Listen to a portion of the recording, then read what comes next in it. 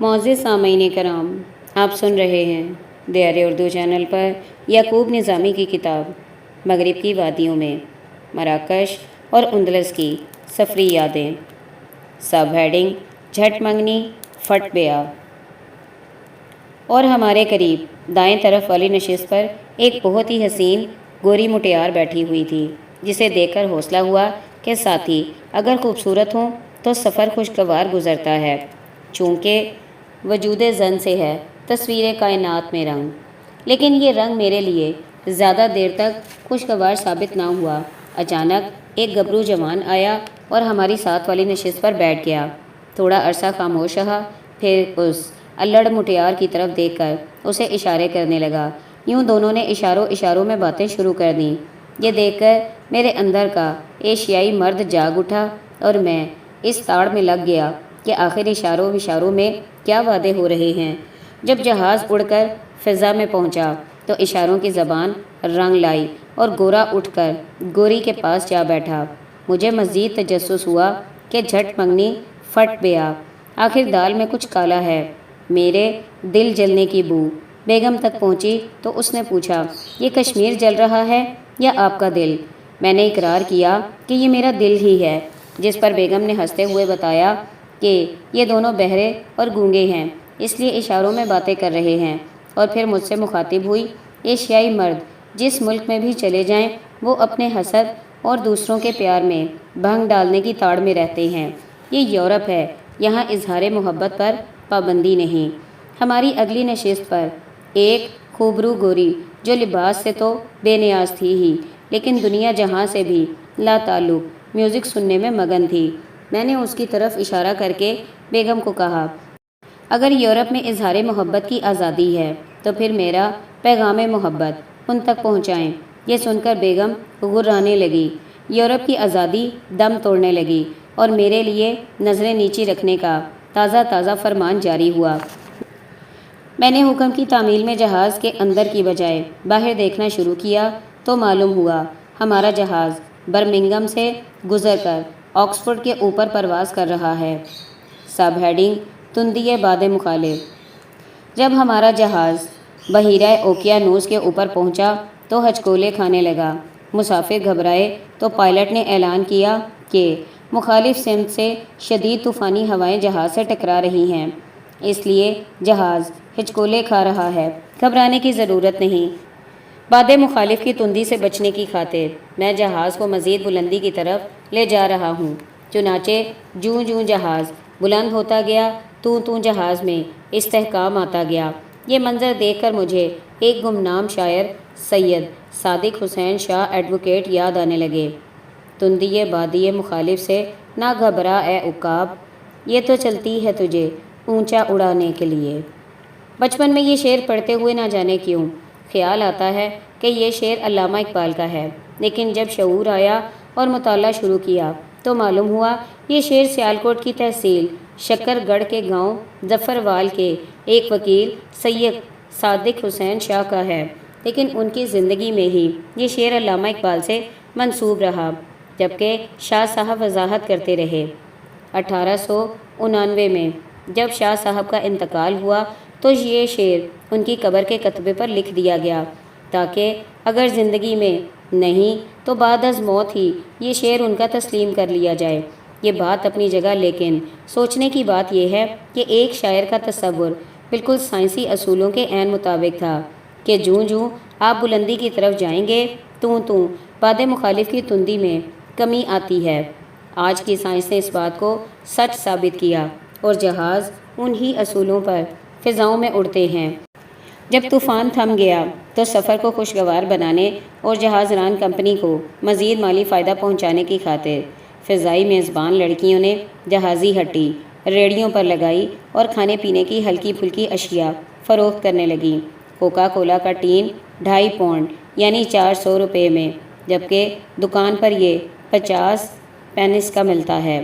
Sandwich بھی 4-5 pound میں فروخت ہونے لگے تو مسافر دھڑا دھڑ خریدنے لگے۔ بیگم نے بھی خریداری کی۔ فضائی میزبان لڑکیوں نے کھانے پینے کے ساتھ ساتھ دنیا کے غریب بچوں کے لیے اقوام متحدہ کے ایک ذیلی ادارے یونیسیف کے لیے خیراتی پیسے جمع کرنے کا اعلان کیا تو لوگوں نے دل کھول کر پیسے دیے۔ سب ہیڈنگ دہشت گردی اور سیاحت۔ کھانے پینے سے فارغ ہوئے تو میں نے اٹھ کر جہاز کا جائزہ لیا تو دیکھا اکثریت گوروں کی ہے جو بچوں سمیت سفر کر رہے تھے۔ مجھے یہ دیکھ کر خوشگوار حیرت ہوئی کہ ہمارے پاکستانیوں کی بھی ایک معقول تعداد جہاز میں سفر کر رہی تھی، جس میں نوجوانوں کی اکثریت، لیکن کچھ لوگ اپنے خاندان کے ساتھ بھی سفر کر رہے تھے۔ اس کی وجہ صاف ظاہر ہے، سیاحت وہی کرتا ہے جو آسودہ حال ہو۔ پہلے ہم لوگ وطن عزیز جایا کرتے تھے، لیکن جب سے ملکی حالات خراب ہوئے اور پھر پاکستان کا ہوائی ٹکٹ اس قدر مہنگا ہے کہ پاکستانی ایک ٹکٹ سے مراکش کے 5 ٹکٹ خریدے جا سکتے ہیں۔ یہ دیکھ کر میں سوچنے لگا، ہمارے پاکستانی حکمران اور سیاستدان خود تو سیر و سیاحت کے لیے اکثر برطانیہ آتے ہیں، بلکہ کچھ تو یہاں ہی رہتے ہیں، لیکن انہوں نے کبھی اس طرف توجہ نہیں دی کہ ملکی سیاحت کو فروغ دے کر اہل وطن کو بھی سیاحت کی سہولیات فراہم کرنے کے ساتھ ساتھ کروڑوں کما کر ملکی دولت میں بھی اضافہ کریں۔ دہشت گردی میں اضافہ اور پاکستانی حکام کا ہم وطنوں کے ساتھ سلوک بھی ایک اور بڑی رکاوٹ ہے۔ جب سے دیار غیر میں آباد ہم وطنوں کی جائیدادوں پر اپنوں اور غیروں نے طاقت کے زور پر قبضہ اور مافیا گروپ نے جعلی ہاؤسنگ سوسائٹیاں بنا کر ان لوگوں کو لوٹا، یہ لوگ وطن سے مزید بزدل ہوئے۔ چند سال پہلے جہلم سے ایک برطانوی باشندے اپنے بیٹے ساحل کے ساتھ واپس برطانیہ آنے لگا تو گھر سے گاڑی میں بیٹھتے وقت 2 بدماش آئے اور انہوں نے بندوق کے زور پر بچے کو اغوا کر لیا، جس پر برطانوی حکومت حرکت میں آئی۔ اغوا کاروں نے بچے کو رہائی کے بدلے معقول پیسے مانگے کہ وہ ہمارے نمائندے کو یورپ کے کسی ملک میں ادا کیے جائیں تو بچہ رہا کر دیا جائے گا۔ برطانوی پولیس نے کمال منصوبہ بندی کے ساتھ اغوا کاروں کے نمائندوں کے ساتھ رابطہ کر کے انہیں پیرس کے ایک مقام پر پیسے دیے تو اغوا کار ساحل کو منڈی بہاؤدین کے ایک گاؤں میں چھوڑ کر چلے گئے۔ جب بچہ برطانوی ہائی کمشنر کے دفتر اسلام آباد پہنچا تو اس دوران اغوا کنندہ کے ایجنٹ پیسے لے کر اسپین جا پہنچے، لیکن انہیں علم نہیں تھا کہ برطانوی پولیس نے فرانسیسی پولیس کے ساتھ مل کر نوٹوں کے ساتھ ایسا آلہ لگا دیا تھا جو ان کی موجودگی کی اطلاع پولیس کو بھیجتا رہا۔ جو ہی وہ اسپین میں اپنے گھر میں داخل ہوئے تو مقامی پولیس نے گرفتار کر کے ان کے تمام سپنے چکنا چور کر دیے، لیکن اس واقعے سے چھوٹے بچوں پر ایک دہشت اور خوف پیدا ہو گیا۔ سب ہیڈنگ بڑھاپے کی حسرتیں۔ مراکش جانے والے جہاز کا اندرونی منظر ایسا تھا جیسے یہ جہاز نہیں بلکہ ایک محلہ ہے۔ بچے نشستوں کی درمیانی جگہ یوں کھیل کود میں مصروف تھے جیسے محلے کی گلیوں میں کھیلتے ہیں۔ ڈھلتی عمر کی عورتیں کچھ نشستوں کے قریب کھڑی باتوں میں مصروف تھیں، جیسے ایشیائی ممالک میں عورتیں کام کاج سے فارغ ہو کر دروازوں میں کھڑی ہو کر پڑوسن کے ساتھ باتیں کرتی ہیں۔ کچھ مسافر لکھنے پڑھنے میں مصروف اور ادھیڑ عمر کے بات چیت میں مگن تھے، جبکہ جوان آنکھ میں ٹکا کر رہے تھے۔ ایسے میں بوڑھے حسد بھری نظروں سے جوانوں کو دیکھ رہے تھے۔ ہائے بڑھاپے کی حسرتیں، جس میں جسم جواب دے دیتا ہے لیکن دل جوان اور آنکھوں کی پیاس نہیں بجھتی۔ سب ہیڈنگ ابن بطوطہ کا دیس۔ میں جہاز میں گھومنے کے بعد اپنی نشست پر بیٹھ کر باہر جھانکنے لگا تو معلوم ہوا ہمارا جہاز اندلس کے اوپر سے گزر رہا ہے۔ تھوڑی دیر بعد پائلٹ نے اعلان کیا کہ اب ہم آبنائے جبرالٹر کے اوپر سے گزرتے ہوئے جلد ہی بحیرہ روم کو عبور کر کے مراکو میں داخل ہونے والے ہیں، جہاں سب سے پہلا شہر تنجا آئے گا۔ تنجا شہر کو فضا سے دیکھ کر ایک عجیب مسرت ہوئی، چونکہ اسی شہر میں دنیا کے سب سے بڑے سیاح ابن بطوطہ نے 25 فروری 1304 میں جنم لیا تھا۔ پھر دنیا جہاں میں گھومنے کے بعد وطن واپس آ کر 1369 میں 65 سال کی عمر میں اپنے آبائی شہر میں زندگی کے آخری سانس لیے تھے۔ تنجا ایک ساحلی شہر ہے، جس کے بعد جہاز بحیرہ اوقیانوس کے کنارے کنارے پرواز کرنے لگا۔ ساحل سمندر پر نظر پڑی تو مجھے یاد آنے لگا کہ بحیرہ اوقیانوس کے ساحل پر ہماری اسلامی داستانیں بکھری پڑی ہیں۔ یہاں کہیں اسلامی فوجیں پہنچیں تو انہوں نے اپنے گھوڑے سمندر میں ڈال دیے تھے۔ ہمارے دائیں ہاتھ حد نظر تک پھیلا نیلگون سمندر اور بائیں طرف اونچی نیچی پہاڑیاں جن میں بل کھاتی سڑکیں، دریا، ندی نالے اور چھوٹی چھوٹی جھیلیں نظر آئیں تو مجھے شک ہونے لگا کہ ہم افریقہ کی بجائے کسی اور ملک میں جا رہے ہیں، چونکہ افریقہ کا نام سنتے ہی تصور میں ایسے ملک کا نقشہ آتا ہے جس میں صحرا، ریت، بنجر زمین، دریا اور پانی نابود۔ میں نے بیگم سے پوچھا تو اس نے کہا، آپ ٹھیک سوچ رہے ہیں، افریقہ کے بارے میں لوگوں کی اکثریت کا یہی تصور ہے، لیکن حقیقت اس کے برعکس ہے۔ دنیا کا سب سے بڑا دریائے نیل افریقہ میں بہتا ہے، دنیا کی سب سے بڑی آبشار وکٹوریہ افریقہ میں ہے، دنیا کا سب سے بڑا سفاری پارک افریقہ میں ہے۔ ایسے میں مراکش کے دریا، پانی، ہریالی اور سرسبز پہاڑوں کو دیکھ کر حیران ہونے کی ضرورت نہیں۔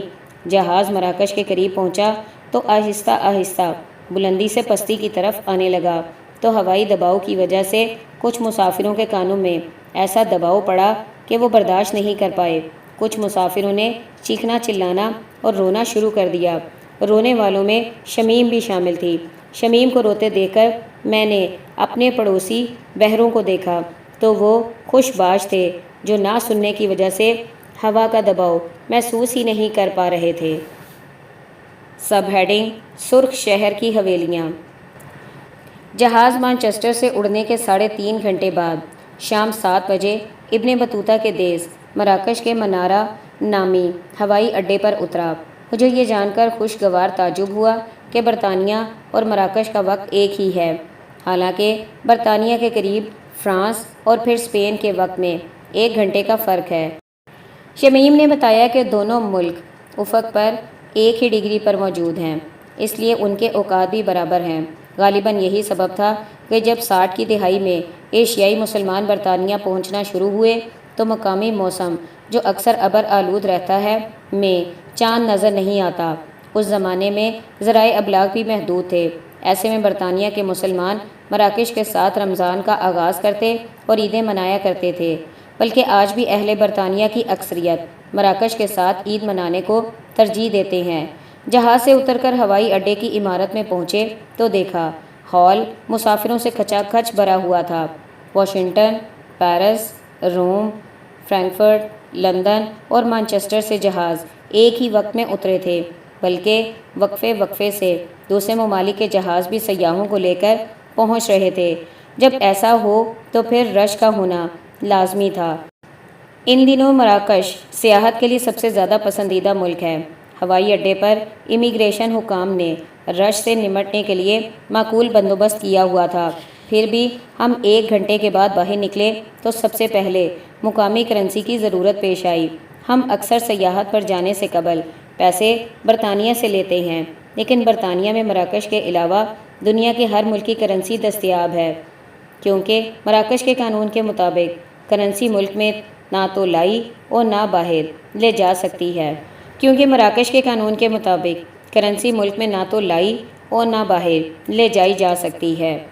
ایسے میں استاد یہ مشورہ دیتے ہیں کہ مراکش کی مقامی کرنسی اتنی پاس رکھیں جتنی دوران قیام خرچ ہو جائے، ورنہ بیرون ملک یہ کرنسی بیکار ایک کاغذ کے ٹکڑے سے زیادہ حیثیت نہیں رکھتی۔ امیگریشن کاؤنٹر کے قریب ہی کرنسی تبدیل کرنے کی ایک دکان تھی۔ ان سے 50 پاؤنڈ کیش لیا تو انہوں نے 725 درہم دیے، یعنی 1 پاؤنڈ کے 14.50 درہم پیسے لے کر باہر نکلے تو وہاں ایک کیش مشین دیکھی۔ میں نے وہاں سے بینک کارڈ کے ذریعے پیسے لیے تو انہوں نے 100 پاؤنڈ کے 1500 درہم دیے، یعنی چند قدموں پر کرنسی ریٹ میں اس قدر فرق۔ ہوٹل والوں نے ہمارے لیے ایک گاڑی بھیجی تھی۔ اکثر ایسے ہوتا ہے کہ جن سیاحوں نے پہلے سے اپنے لیے گاڑیاں بک کروائی ہوتی ہیں، جب وہ ہوائی اڈے سے باہر نکلتے ہیں تو سامنے ڈرائیور حضرات مہمان کے نام کا کارڈ اٹھائے انتظار میں ہوتے ہیں۔ کارڈ پر متعلقہ مہمان اور ہوٹل کا نام لکھا ہوتا ہے۔ ہم نے دیکھا ایک آدمی نے ہمارے نام کا کارڈ اٹھا رکھا تھا۔ ہم اس سے ملے تو اس نے کہا، مجھے 2 اور مسافروں کو اسی ہوٹل پہنچانا ہے، ذرا ان کا انتظار کریں۔ تھوڑی دیر میں ایک پاکستانی نئی نویلی دلہن اپنے باریش خاوند کے ساتھ چلتی ہوئی آئی اور ڈرائیور کو بتایا کہ ہمیں بھی آپ کے ساتھ چلنا ہے۔ ڈرائیور نے ہمیں گاڑی میں بٹھایا اور شہر کی طرف چل پڑا۔